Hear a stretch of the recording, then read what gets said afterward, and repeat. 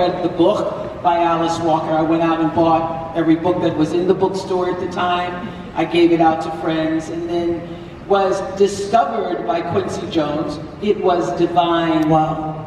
Listen, it was God intervening with my prayers, because I happened to be on television in Chicago. Quincy Jones was coming through Chicago. He saw me and called me for the audition. And my life changed with that film, because I had wanted it so badly, and came so close to not getting it, that one day when I called the casting agent and said, I'm sorry, I haven't heard from y'all, and it's been 2 months, and he said, you know, we have real actresses who auditioned for this movie.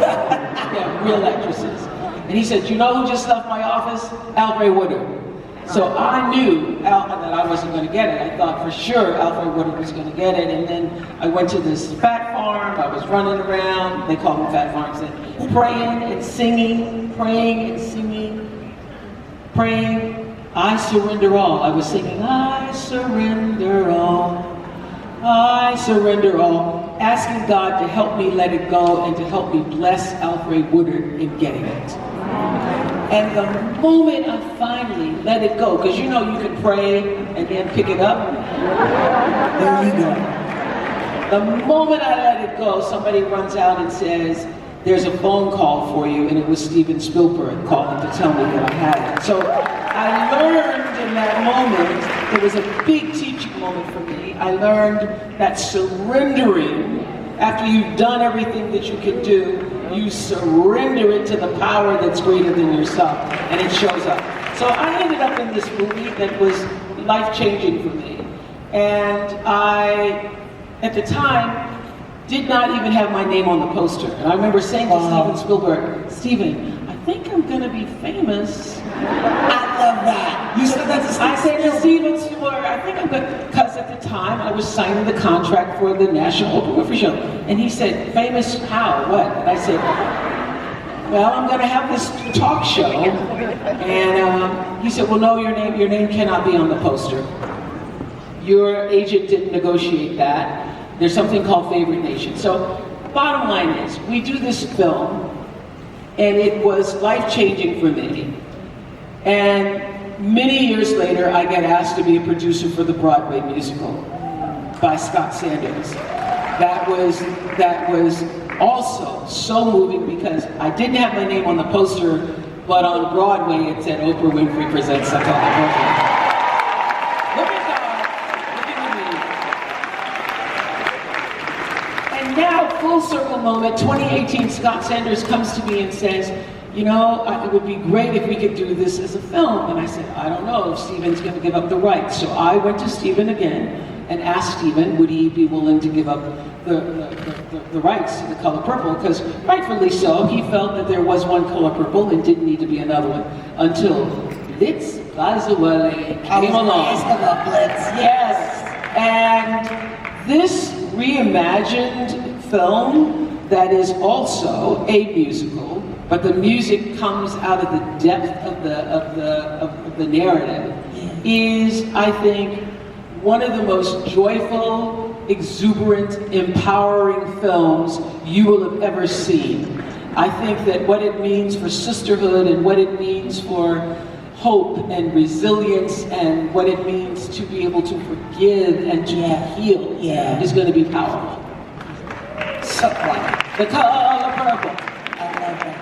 I love that. So, of course, time is always the issue, right? I know. So, I said that Chief to Chief is about helping people find the chiefs within themselves. Yes.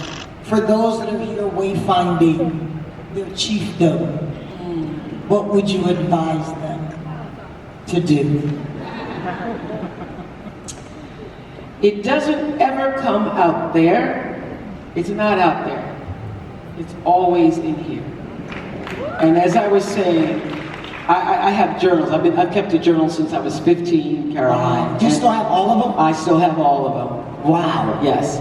And around the 90s, I just started doing gratitude journals. But before that, I have all this woe is me, Lord help me, Jesus journals. And one of the things I learned through, I love journaling because you get to see your own growth. Yes. It's a powerful thing. And one of the things that I know for sure is that any question that you have about your life, the answer is already there, waiting inside you. And you cannot get to the answer by asking everybody. You can only get to the answer by getting still. And when you don't know what to do, you do nothing until the answer rises up inside you when you get there. So, my advice is to work on making yourself the master of your fate and the captain of your soul, being the chief of your own life. I built a leadership academy in South Africa. And in the beginning, all the girls were like, oh, what are we gonna do? What are we gonna do with your lives? And what I emphasize now is exactly what you're talking about here, is being the chief for yourself, being the chief executive of your own life, mastering your fate, because every thought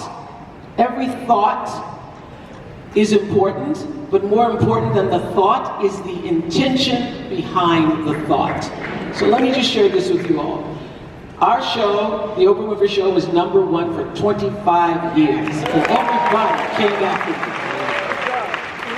But we maintained being #1 because first and foremost in my principles is not just, I know that every action, there's an equal and opposite reaction. What you're putting out is coming back to you all the time, whether you recognize it or not. But before you even put it out, there is an intention you have for putting it out. And this is the way life works. It's physics. The intention is going to determine the outcome. So it's not just what you're doing, it's just not the action. It is the motivation behind the action that determines what the outcome is going to be. And so the reason why my show was #1 for 25 years, around 1989, I got this principle. I read it in a book called Seat of the Soul by Gary Zukav. And he described this whole idea of intention. So I sat the producers down and I said, we are not going to produce a show again unless everyone is clear about what the intention is. So do not bring me your ideas unless you are clear about why you're bringing the idea. And whatever idea you bring to me, I have to find a level of truth in it, because I cannot sit in the chair and fake nothing. I can't fake cooking, I can't fake baking, I can't fake it. So if you bring me the idea and I can find a thread of truth in the idea that I can align myself with, I can sit in the chair for an hour and talk about whatever. As long as I can find one thing that I can be sincerely honest and truthful about. Then I can be curious about all the rest. That motivation to only lead with intention changed the trajectory of that show. And so before every important interview, I remember the last time I interviewed Whitney Houston, we did the, oh, hey girl, how you doing, all that. And I stopped the cameras and said, we're gonna go in the back here. And I said, tell me, what is your intention? What do you want to happen? So that when you leave this interview, you won't come out saying, well, you should have asked me and I wish you'd have said. And so I have done that for every important event, circumstance, experience in my life. Tell me what is your intention so that my intention can align with your intention. And that is how I am not just the chief executive of my own life, but my companies are all aligned based on intention. What is it we really want to do? And for me, it is understanding that what you want and what I want are the same thing. We want to be the highest expression, the purest expression, the most truthful expression of ourselves as human beings. And you want to meet the rising of your life.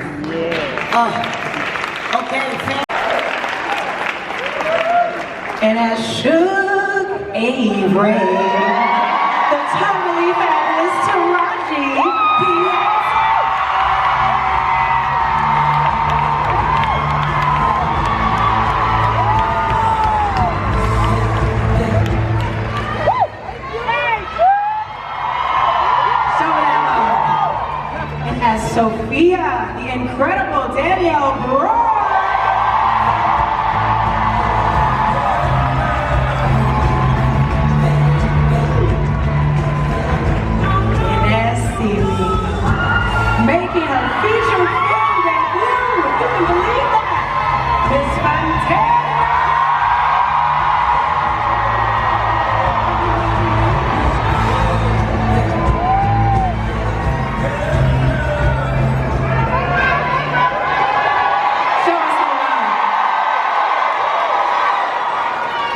The crowd is hype, y'all.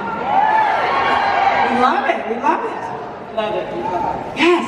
So, we have to start with you, Miss Oprah. I want to talk about this seminal work, that really in large part, thanks to you, has become enduring, everlasting. It's continued to reinvent and reinvigorate itself. I would love to sort of hear from you, what has your experience been? You've been so involved with this story for almost 40 years, my goodness. Yes, it'll be 40 years in a couple of years. So yes, started with a book, then it was a movie, then it was a Broadway play, then it was another version of the Broadway play, and now full circle moment to this extraordinary cast for the Color Purple. Amazing. So let's talk about the cultural impact. I mean, it has been absolutely massive. It's not just the story itself, The Color Purple, but it's the characters. It's the characters that stick with us. We can hear all the love that we get for those characters and for you all as you come out. So I think what I would love to sort of hear from, and I'm going to pose this to all of you, what is the importance of sort of continuing the legacy of this powerful story and the characters in it? Anybody? I'll call on you now. I'll just never forget, it came out in 1985. I was 15, and that is when I started to dream of seeing myself on the big screen. And it almost had the same emotional impact that Roots had. And flash forward to 1985, and I see us again in this light. First of all, it allowed me to dream, because you can't achieve it if you don't see it. And so I saw all of these beautiful people that looked like me on the big screen, and I was like, this is what I want to do. I know this is what I want to do because they did it, means I can do it. But not only that, I think as I got older, and I read the book later on, it proved to me the resilience of the Black person, the Black people. And out of all the things that we've gone through, it made me be able to celebrate my culture and all that we have been able to overcome. And I've had my fair share of trauma and, misfortunes coming up as a Black girl in the hood in Washington, D.C.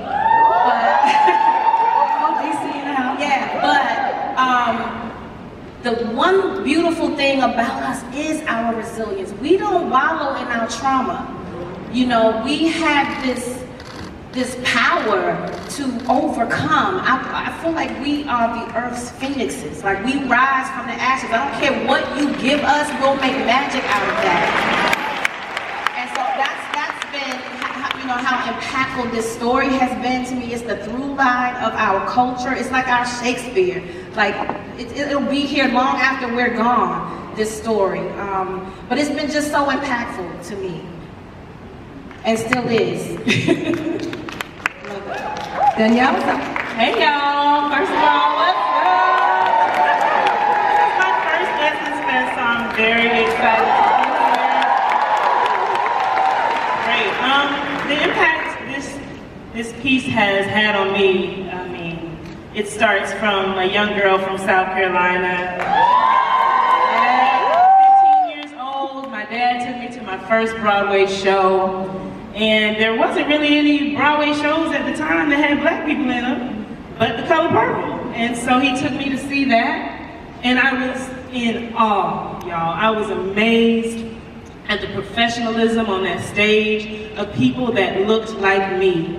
And I remember bawling my eyes out, crying, and saying, this is what I have to do. I have to do this, God. I don't know how you're gonna make a way. This little girl from South Carolina, I don't know how, but I gotta do that. 10 years later, I get to do my first Broadway show, and it was The Color Purple. Spoke that thing, manifested it. And so now, however many years later, I get to be, and you know, let's just slow this down. I get to first have the honor of auditioning for the movie and get the baton passed by the one and only Oprah Winfrey. That is like some dream stuff, you know, like that's like you dreaming it and God has made it bigger than what you could dream, right? And so to get to step into the role of Sophia has just, it's amazing. And I just, I'm excited for our community, I'm excited for our culture, and I'm excited to hopefully inspire another young black girl that will now see Danielle Brooks at movie theaters and say, I can do it too.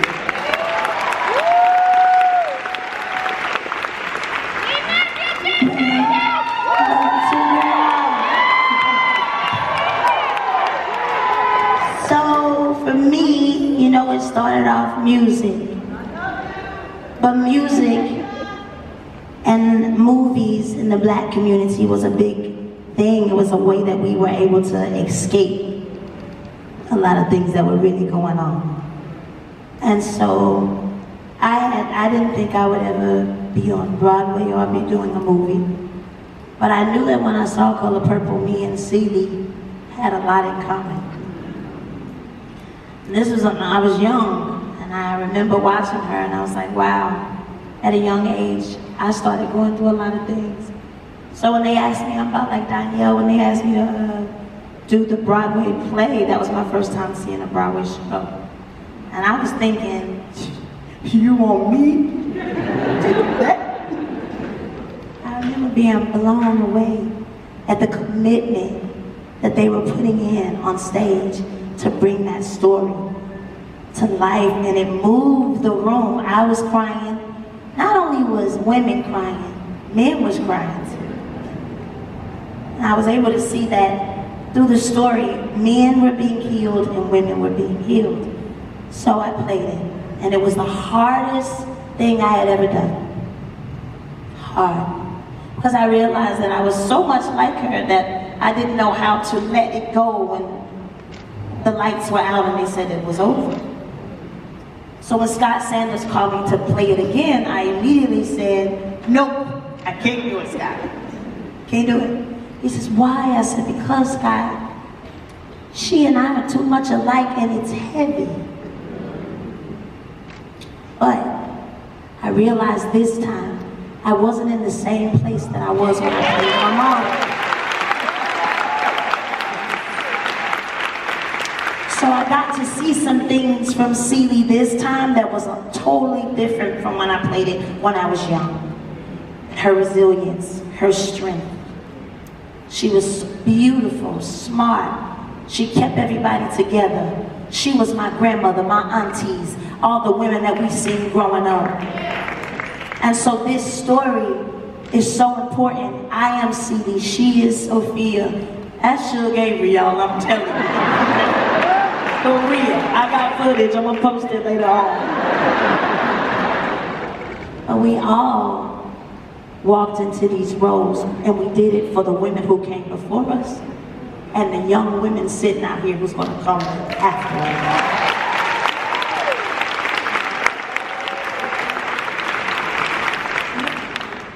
That makes you proud, right?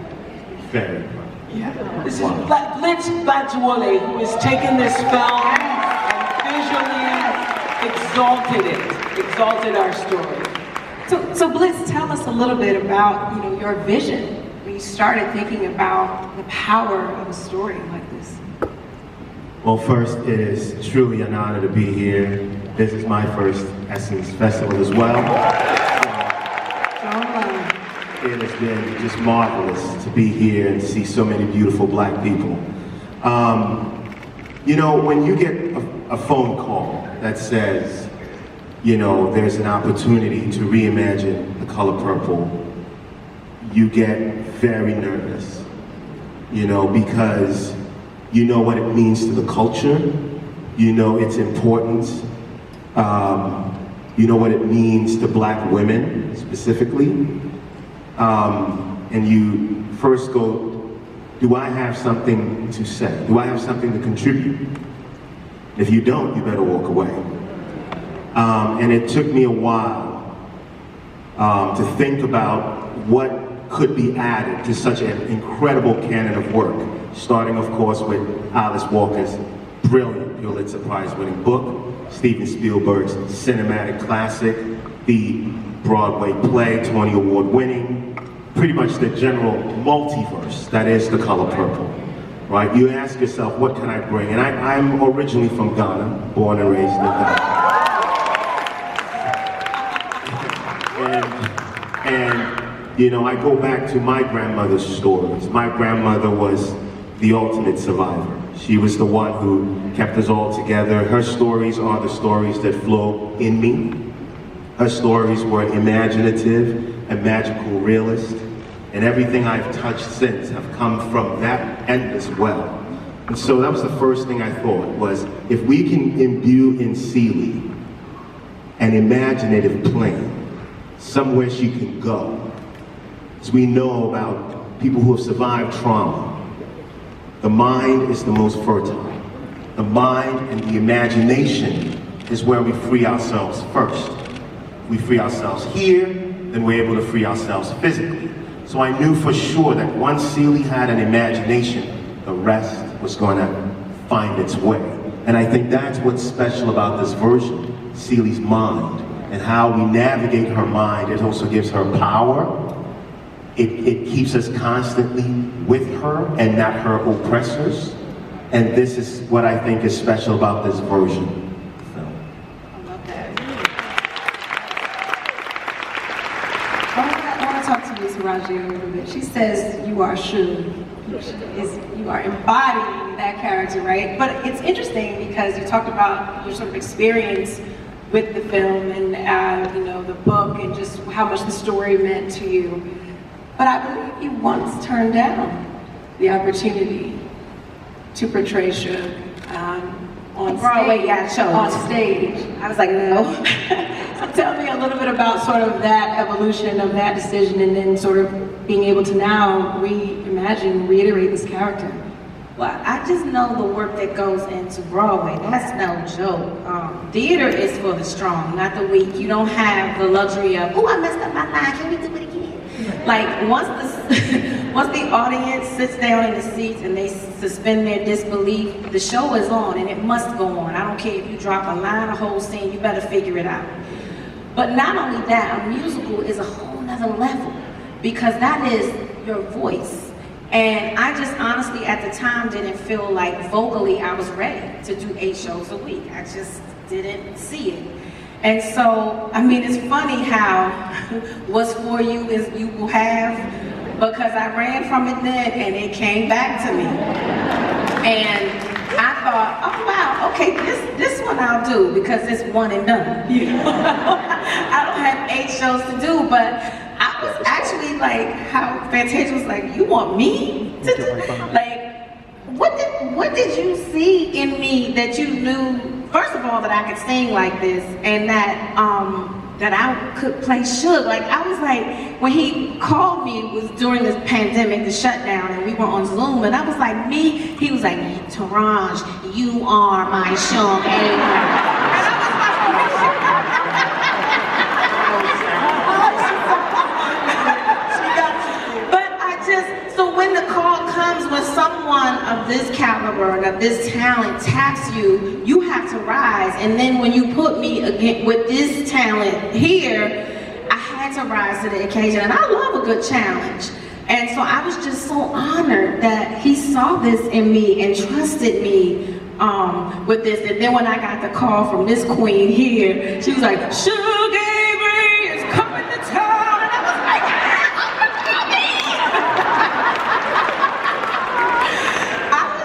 so honored to be tapped. Like, we know how much this film means to us, to our culture. And for me, like, we've all seen the film and I was like, did you cry?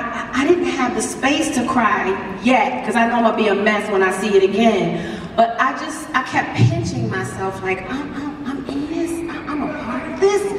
But it is just prepare yourself, because it's not the first Color Purple. Thank you, Steven Spielberg, that, you know, for bringing it to light the first time. But the most important thing about this film is that it's told by us. And you will see it immediately. And that's why it's so important. I don't know how many feature director writers are out there, producers, but it is so important for us to tell our stories. Because one thing, like I said before, one thing Black people don't do, we don't wallow in our trauma. We celebrate, we dance, we sing, we go to church. You know, it could be so much dysfunction in the family, but you know what they're gonna do when they play that, what is it, electric slide? We gonna get out on that floor. All differences aside, and that's the beautiful thing about this film. It celebrates our resilience and our strength. It really does. So I was grateful, and I'm still grateful to this day for being able to be a part of something so great. May I just say, goddess. I love saying goddess. Goddess. Your mother named you well. Take your sisters, take your family, take your friends to see this movie on Christmas Day.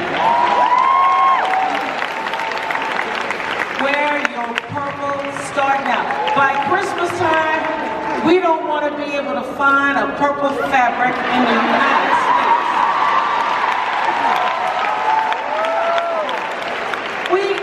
There should not be a purple feather, a purple shoe or sock in the United States, because we would have all gotten our purple on Christmas Day. Because as Fantasia says, there's a healing going on. You see what you felt when you just saw 7 minutes.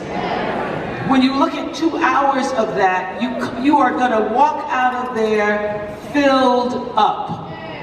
And you are going to be healed. Whatever it is that's stirring around in there that needs to be resolved, it's gonna come up. It's gonna come up. Because this is more than a movie. This is more than a movie for all of us who've been working on it. It was more than a movie to get Warner Brothers to do it. It was more, it's more than a movie. It's more than a movie. And so we want you all to revel in the experience and to bring your friends and family and share this thing. It's a really big deal for us. I knows what we need when we need it. And why we needed this film now, we're watching what the government is doing, what this government is doing. And so what we all need right now is faith. And that's what you're gonna get from this film. And I don't care, the devil likes to paint it up and make he likes to be a bully. But it ain't nothing we ain't never seen before. We are still here and we ain't going nowhere because of our faith. So this movie was needed right here, right now, in this specific time in history to remind you of your resilience and your faith. Right?